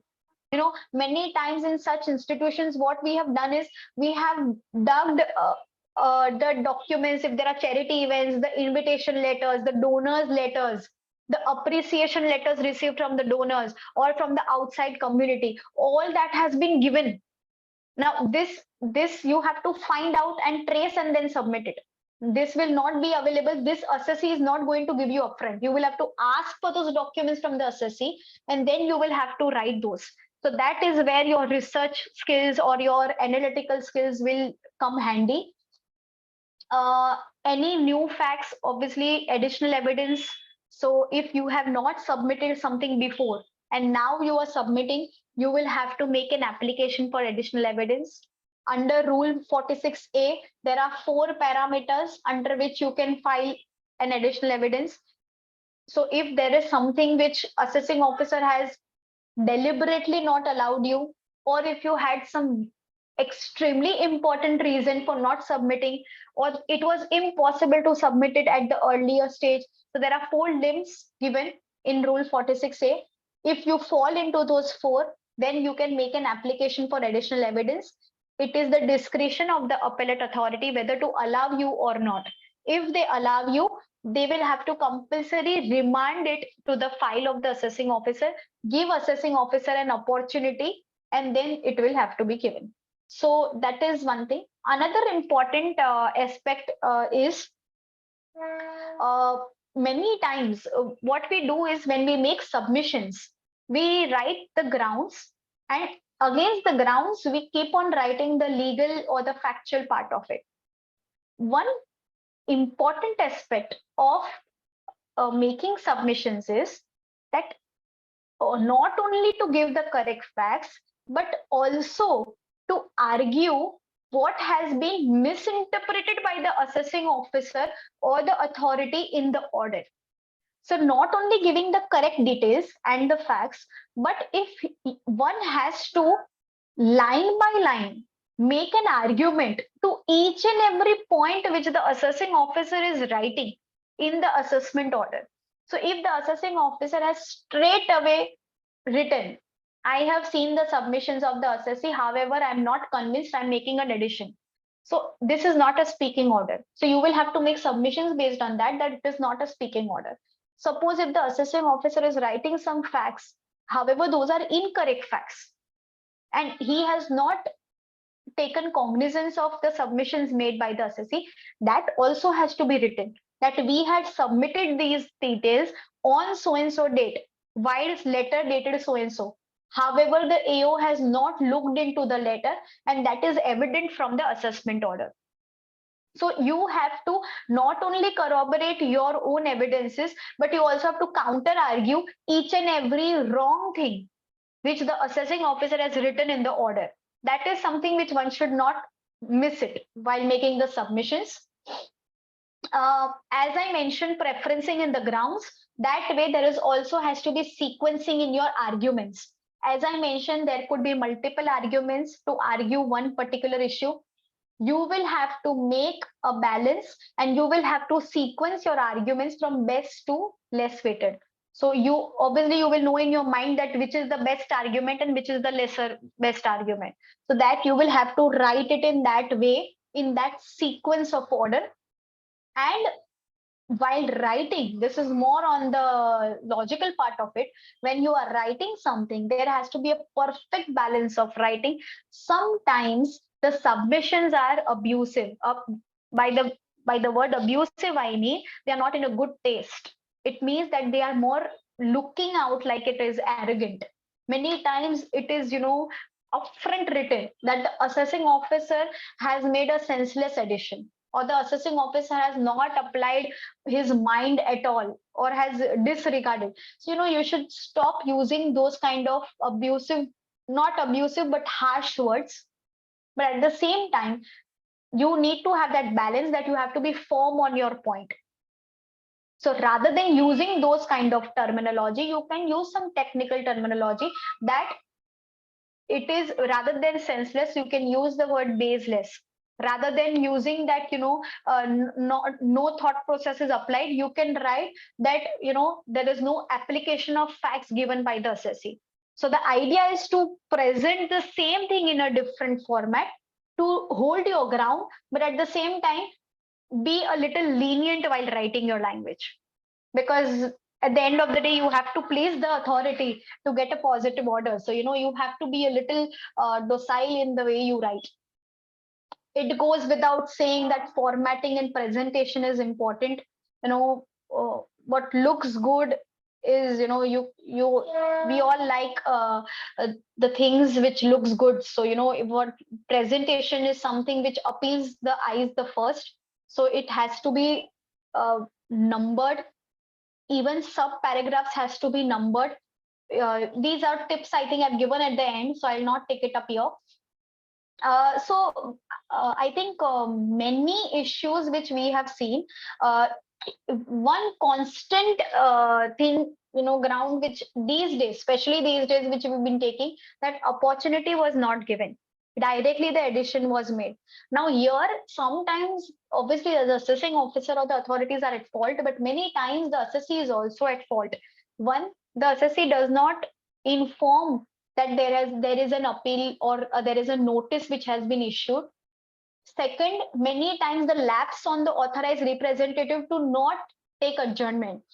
So according to me, every notice has to be replied. Every notice, if you're not able to reply, you have to take an adjournment. As of now, you can take 15 days adjournment because it doesn't allow you beyond 15 days. So if after 15 days you are not able to make a reply, again take an adjournment of 15 days, but do not keep it hanging. Do not forget the matter after taking the 15 days adjournment, because they might straight away pass the order saying that your time is over and you have not replied anything. Believe me, these days 5 out of 10 orders we receive the same thing, that the assessee did not reply and the addition has been made. So this is important. In fact, client also has to be made aware that they have to give us this information well in advance, because sometimes they don't notice the email address, sometimes they don't notice the information which is given. So all those has to be, the assessee has to be trained to. Just another thing, one of the things very generic but take a consistent stand. So if you are giving some submissions, make a consistent stand from right from start to end. Do not contradict yourself. Do not give something else in a different one, and then in the next submission you take a different stand and do something different. So try to be consistent and not contrary to what you have already mentioned, because that goes against the assessee. So you have to take, sometimes it does happen that some facts were not aware, and that is why you have to contradict yourself. But if you have to contradict yourself, you need to give reason also for contradicting. Otherwise it will leave the authorities thinking that why the assessee has given different views. So try to be consistent as far as possible.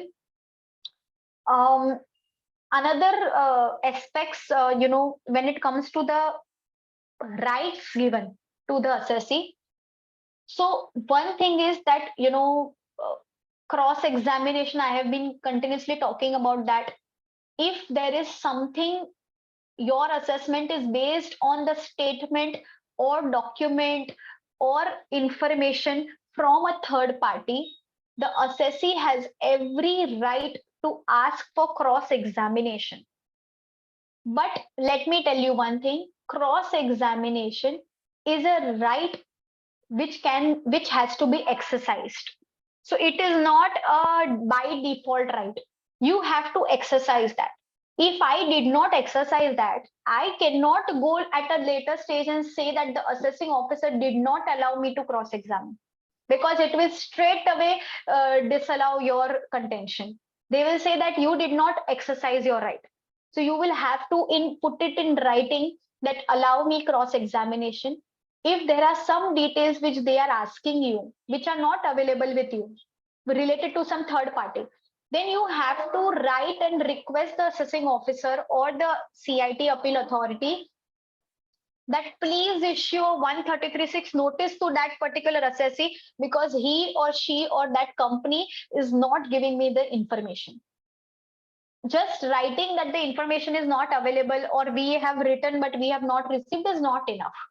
You need to write it to the assessing authorities that they have to issue a notice to that particular, because you have done everything which was possible within your limits to try to obtain the information, but you were not successful. And now you, by writing that, you put the onus, or you get the ball rolling on the side of the income tax authority. So you need to do that. I think without prejudiced grounds and submissions, I have talked about. Another right is asking for video conference facility. So this is extremely important, whether it is assessment, whether it is CIT appeals.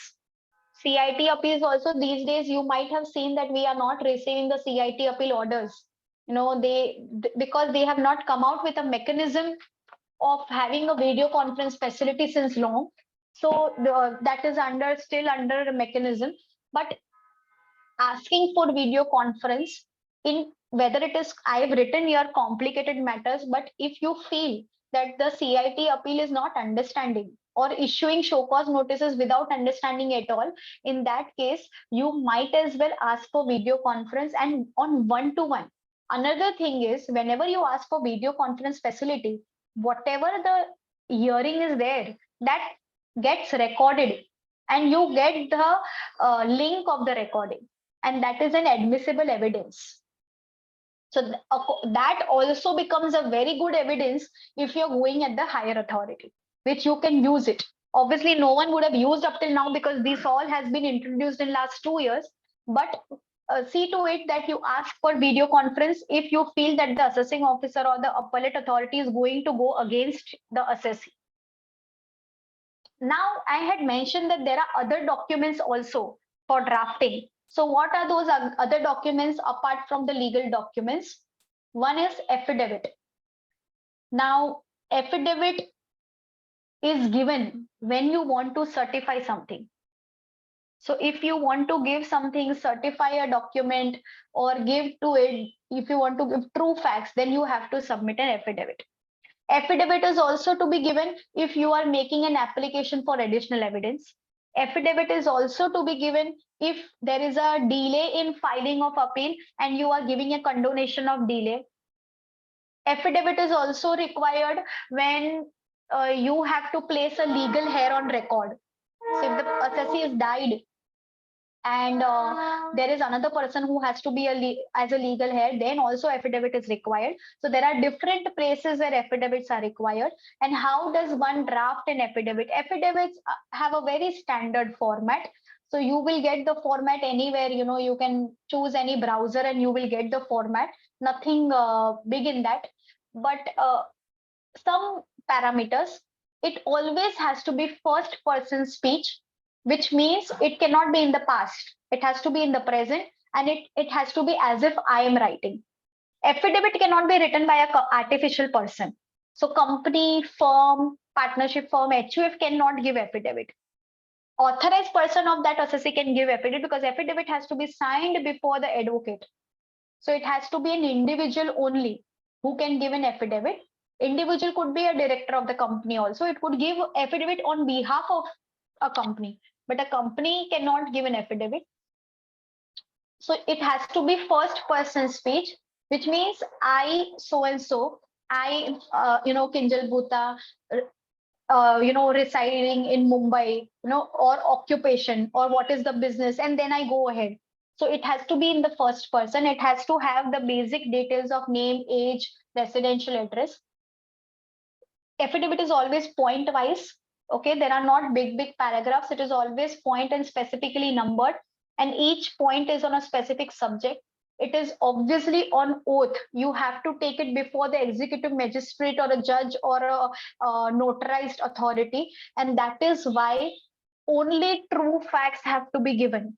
If you are not sure of something, you cannot write it in the affidavit, because very important, it should not be taken lightly. Affidavit is an admissible evidence as per Indian Evidence Act.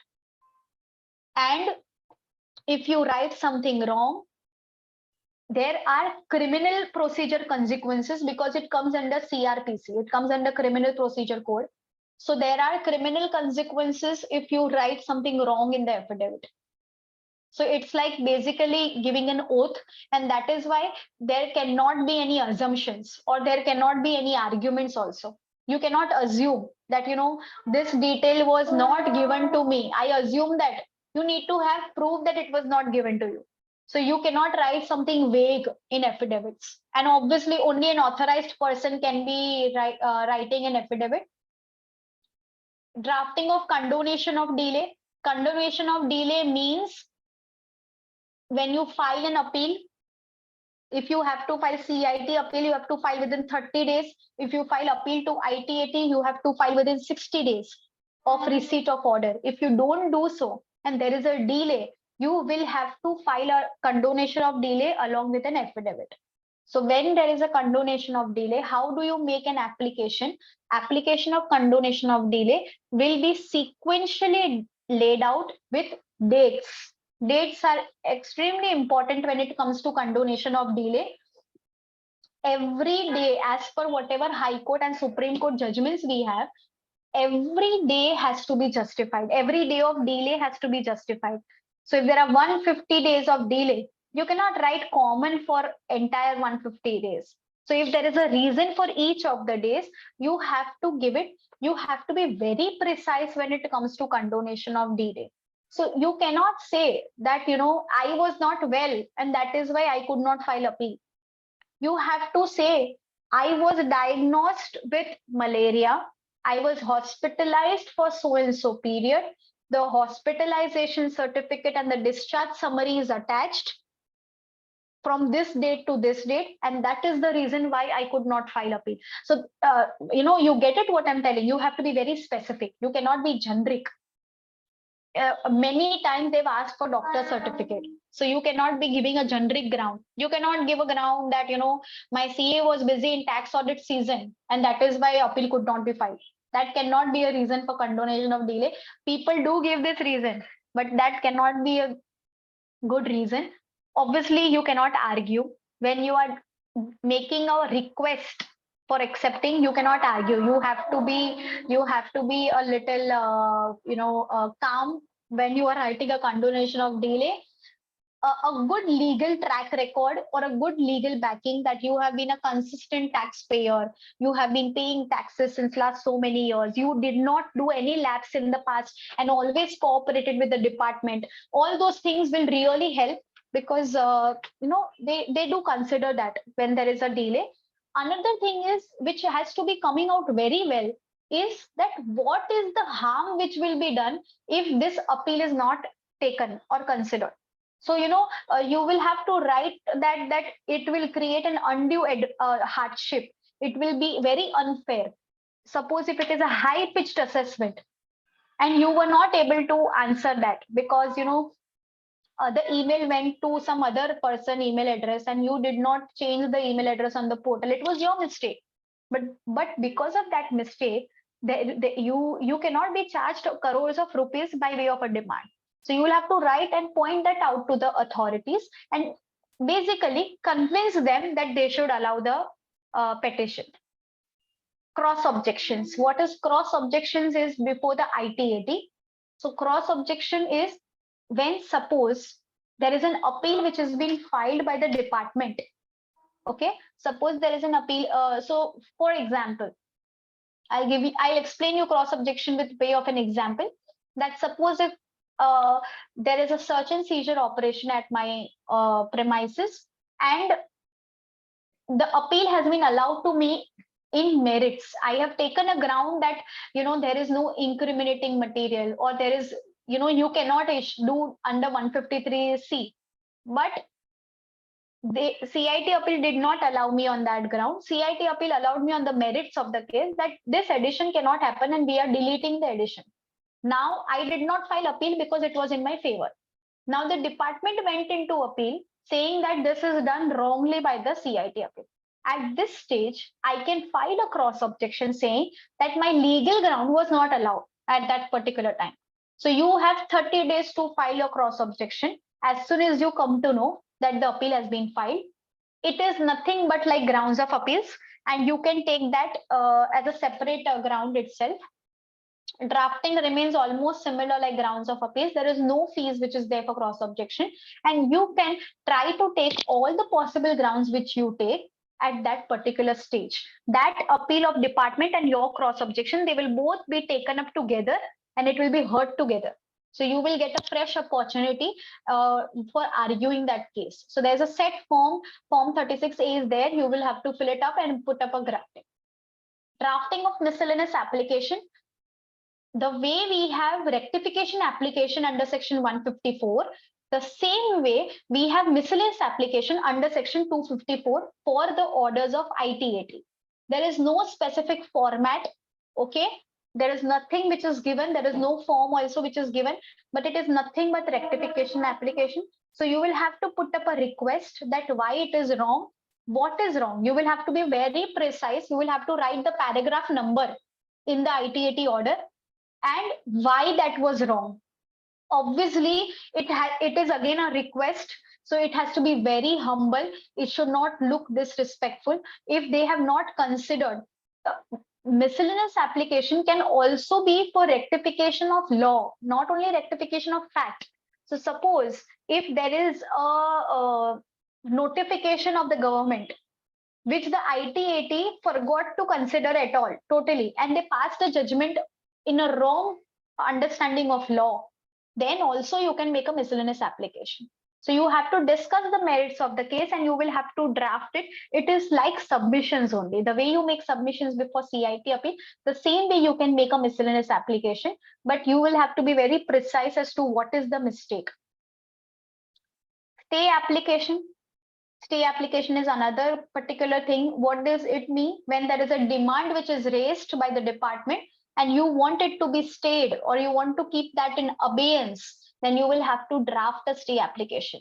Stay application can be filed before the CIT appeals. It could be filed before the PCIT. It is also filed before the ITAT. So you have to, one of the critical element of stay application is inability to pay. How will you show inability to pay? By showing your bank accounts that you do not have that much of money.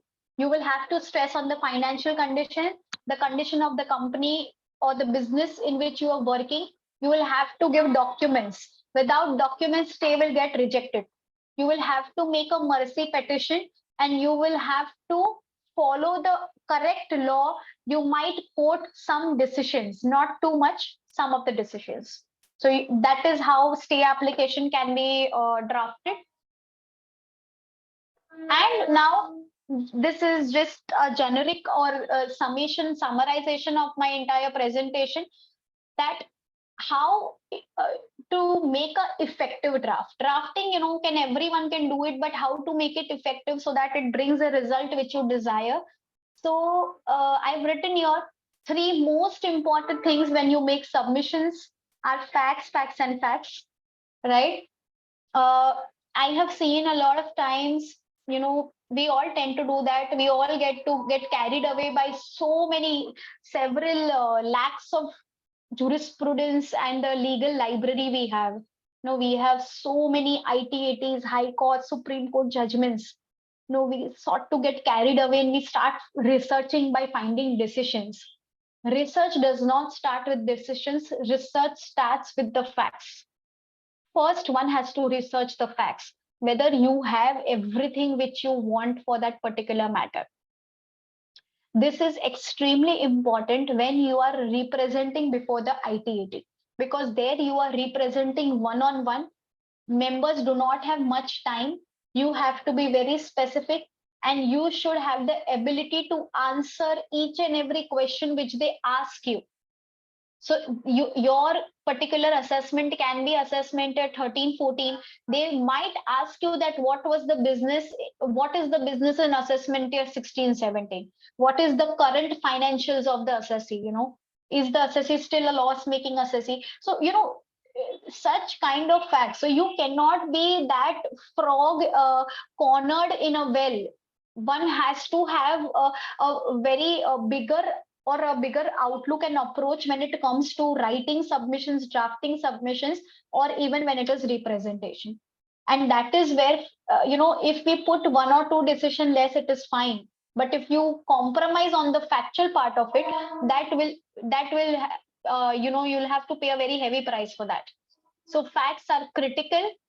I cannot stress more on that, but it is extremely critical. Some very simple tips which one can read, like, there has to be page numbering. You need to have covering letter. You should have date. You should have reference of the DI and notice number. No, you will receive the notice number. That reference has to be there. Every second submission you make subsequent should have reference of the first submission, so as to show continuity. Also, one common mistake which people make, if you are writing something, drafting something on your own letterhead as an authorized representative, you have to register also yourself as an authorized representative on the portal. Otherwise, you cannot give a submission on your letterhead as a chartered accountant or as an advocate.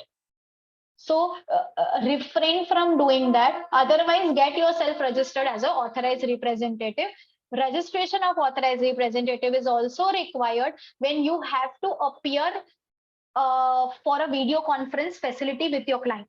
So try to do that. Try to submit your power of attorney, letter of authority, whatever you may call it, and do it.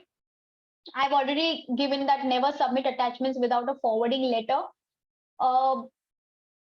These are certain, I think this is something which is just a reading material. This is about the backup systems, since now this 2-3 slides are specifically made just because we have faceless now. And, considering the past 2 years of the way income tax portal was functioning, we all have been witnessed to that particular portal, which was not working at all. And believe me, so many notices and so many data has been lost. We have been in touch with the income tax authorities, with Infosys people who made the new software. So many data has been lost and it is not there on the portal. So after every document which you are uploading, you will have to download an acknowledgement. You will have to download the acknowledgement message or the attachment or submission which you make. You cannot rely that portal pay, you get everything. normally that is the tendency, that if I open my portal, everything will be there. But many things get lost, because at the end of the day, that is also technology. So you have to have your backups, because if you don't have the data which you submitted, you lose your chance to justify your submissions. So you should have that. Another thing is obviously very important, that avoiding the submissions till the fag end, because the more we wait for the due date to approach, the lesser time we have in planning and thoughtfully drafting. So drafting has to be done with a peaceful and a very calm way, and you cannot do it when when you are time pressed with the due date. So it goes without saying that you cannot do it till the fag end. And yeah, I think all of this I have already covered. One important point, even after doing everything, many times it happens that the site goes wrong, you are not able to submit. You always need to do two things. One is maintain screenshots. Always have screenshots and proofs for everything. It works wonderfully before the appellate authorities. If you have screenshots, if you can't submit on the due date, if there is some technical lag, it could be technical lag in your own office also. It is not necessary that it is the portal problem. It could be your own problem. But showing the difficulty by way of proofs is absolutely essential. So always have screenshots and use alternative methods. You can use grievance portal. Now I know that grievance portal as of now is almost useless, because they don't reply you properly, or they just negate your grievance and they solve it without actually bringing a solution. But still, the idea of having a grievance put up is only that you tried and exhausted all your means which you had.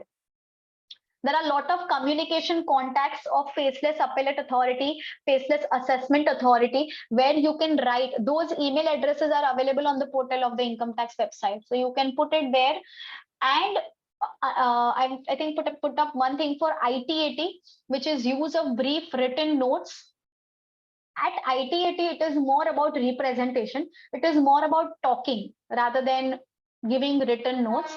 But I think still it is a very good practice to give some written notes even at the ITAT stage. It could not be very long notes, but if it is like multiple years, if it is a complicated case, you might just give a date, you might just give a one-page briefer.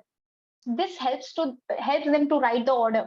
So it really helps them. So you can get it submitted when the hearing comes up, or you can also offer during your hearing.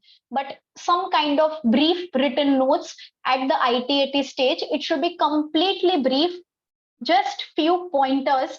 No explanation, no legal laws or no income tax act should be cited, because they are members and judicial members, so they know the law. So all those has to be eradicated. You can write just simple factual pattern and submit it. This helps a lot practically. This could be read, okay, quite elementary, just some tips for scanning. Though it might seem again very trivial, but it plays a very important role. I think this is reading material, but few things which I will try to highlight. Many things I have already covered when I was speaking on the other points. So yes, one important thing which I have seen is when we draft is involvement, which I've written here, that involvement with the case is inevitable, but involving with the client is not desirable. Why I will tell you this is that many a times the facts are distorted, because and it has practically happened a lot of times with us. The clients choose to give only some facts. Somehow they have that mental block that we can't give everything to our authorized representative. It might be something which is against them, but having a complete knowledge of facts as an authorized representative is an extremely important attribute as a chartered accountant. So knowing, we say half knowledge is worse than no knowledge. It's something like that. So involving ourselves with the client is extremely not desirable. One must try to find the facts, even those hidden facts which are not given by the client. And for that, again, it goes back to the basics, researching. When you research and when you ask questions, that is where you start extracting details. Sometimes it happens that some details clients have, they don't give it to us, either intentionally or unintentionally, and they serve as very critical information in winning the appeal. So bringing that out, bringing those things out from the client is important. And these are this one thing, I think 2 slides which I've taken when quoting the legal decisions. So there is something called as doctrine of precedence, which is a legal maxim. And what does it mean? Doctrine of precedence is basically the relevance of judgments and how it has to be used. So we all know that Supreme Court is the apex court. So if you have some decision exactly on the issue which you are dealing with, and if you have a Supreme Court decision, you just quote one Supreme Court decision. Then High Court decision are not required, ITAT decisions are not required. So that is the precedence. If you do not have a Supreme Court decision, then you have to go to the High Courts. In that also, the first precedence should be given to the jurisdictional High Court. Suppose if I am an assessee from Mumbai, then I will first quote Bombay High Court decision. If the Bombay High Court decision is not in place, then I might quote Kerala High Court decision. I can quote Punjab and Haryana High Court decision. So there the preference is that way. If you do not have a High Court decision, next comes ITAT. So first, again, the same rule applies. You have to first use the jurisdictional ITAT. If you do not have a jurisdictional ITAT, you can go to other ITAT decisions. But if you have a jurisdictional ITAT, suppose there is one case law, which is there in my favor completely by Mumbai ITAT, then I will just quote one Mumbai ITAT decision and not 15 different ITAT decisions at Mumbai ITAT, Delhi, Pune, Surat. Do not do that, because that, I have seen people doing that. So many decisions they quote. They quote decision of Supreme Court also, High Court also, ITAT also. You have to choose. If I have Mumbai ITAT, forget others. You don't need to, unless it is on a completely different point. Otherwise, you don't need Pune ITAT or Allahabad ITAT or any other ITAT, right? So that is called as doctrine of precedence, where you choose which precedent you have to choose. And again, now, how will you decide that whether this decision is in your favor? So one common mistake which people do know, now we have decisions which comes on Taxman, Tax Sutra, we have what else? We have so many other softwares, India Kanoon. We have all those softwares wherein you get a summary. People read the summary and they quote the decision. This is the most fatal way of quoting decisions. What one should look for is the ratio, which is called as ratio descendi, which is the reasoning of the judgment. The facts might be incorrect, okay, or the facts might be something which is against you. But if the ratio is something which is favoring you, you can still use the decision. So one has to read the complete decision before quoting. You might just quote one decision as against 20 decisions.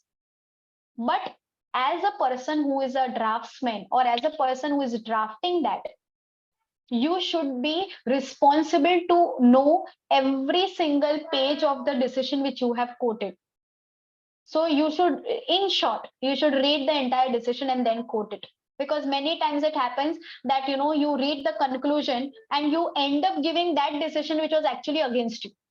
It has practically happened. Believe me, it has practically happened many times. And that is why please read the decisions. Certain legal terminologies which I have used here: ratio descendi. Second is obiter dicta. Obiter dicta means the observation of the finding of the court.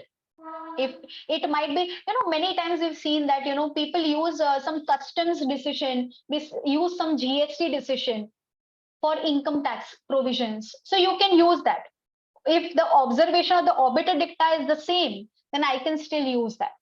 And what is per encarium? Per encarium means that there are certain provisions which are not appreciated by the judge.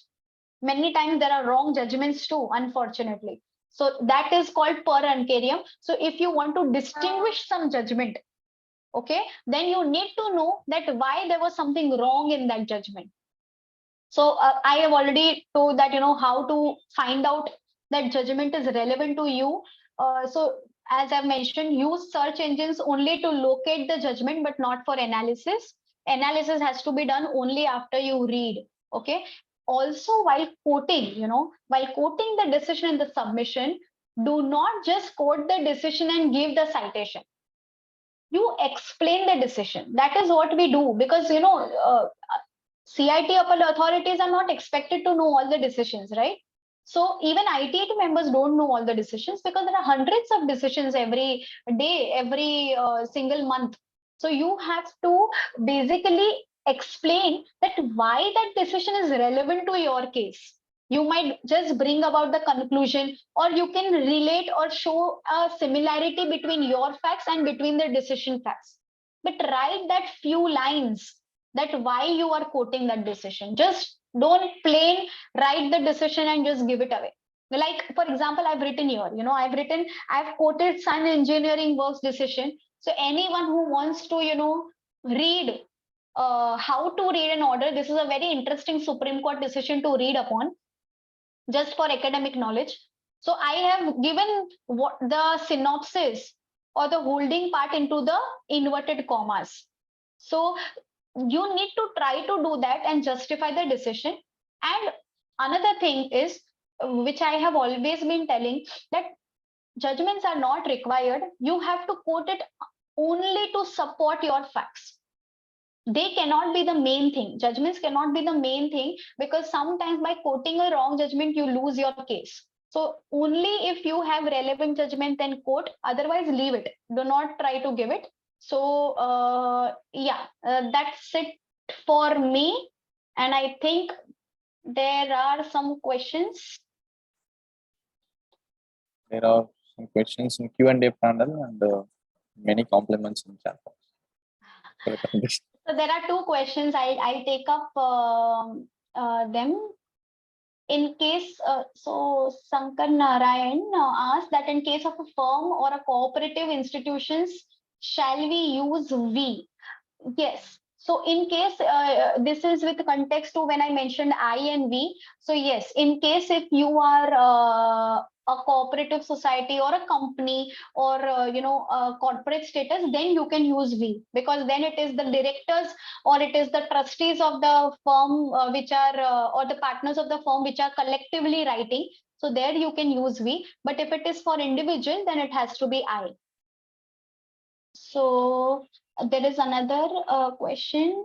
GST is not passed through profit and loss account. The tax auditor mentioned the due amount not paid on or before due date of filing of return in the tax audit report. CPC added the same to income and passed the intimation. Rectification request also same reason. Can we appeal? Definitely you should appeal. This is a very common appeal which we file. In fact, intimation, which is under section 143(1), is an appealable order under section 246. So you can definitely appeal. There are several such cases where CPC outreaches their authority. When I talked about jurisdictional ground, right? This is the place where you take the jurisdictional ground, because tax auditor report, whether to rely on that report is not something which a CPC can do. CPC is only for 143(1), scope is only for arithmetical errors. So when a tax auditor is mentioning that it is not before due date, the CPC cannot give a decision or cannot pass a judgment that is disallowable, because tax auditor is not writing allowable, disallowable. They are just mentioning whether paid or not paid before due date. And it is a matter, and in fact, they have a lot of Supreme Court decisions. We have a lot of other decisions on 43B, like alum extrusion or something like that. A lot of decisions which we have wherein you can get a relief at the later stage. So if we feel that the intimation has been passed incorrectly, in that case, an appeal should be filed. Appeal and rectification both should be together, because you get only 30 days to file the appeal. So you should file the appeal. And suppose why this question, I understand where this question comes from, that what if it is rectified? In that case, you withdraw your appeal, but you later on, you cannot appeal it. Also, another thing, now that you are asking this question, and if you might not have filed appeal, then you can also file appeal against the rectification rejection order. So once you have made an application under 154 and it got rejected, in that case, you can file an appeal against the rejection order also. So that remedy is also available to you. Yes. Yes. So questions are answered. Thank It you so seems much. Yeah, we can see a lot of complimentary messages. We'll see if there is any question from participant. They can drop mail to the mail ID presented in this presentation, Yes, or yes, else they you can can drop mail definitely. to SIRC CP. We'll share it to the ma'am. Yes, definitely. So, Thank you so much for thank you. giving me this opportunity. Yes, thank you so much, ma'am. On behalf of SIRC office bearers, chairman, secretary, office bearers, and absent. Thank you so much for time spent here, ma'am. Revati ma'am couldn't join at the end. She is engaged with another meeting. Seems soon. On behalf of her also, thank you so much for the time spent here, ma'am. We look forward to have you physically in Chennai and time permits for another excellent session. It's been last 2 years we have been presenting in SIRC same topic. And thank you so much, ma'am. And many were asking for this presentation and also the recordings of the session. Yes. So we can share it to them. And yeah, you can share. Presentation I've already shared. Yes, I did. Yes, so you can definitely share. Yes. Sure, ma'am. Thank you so much for your time. Okay, thank you so much. Thank you. Bye. Bye.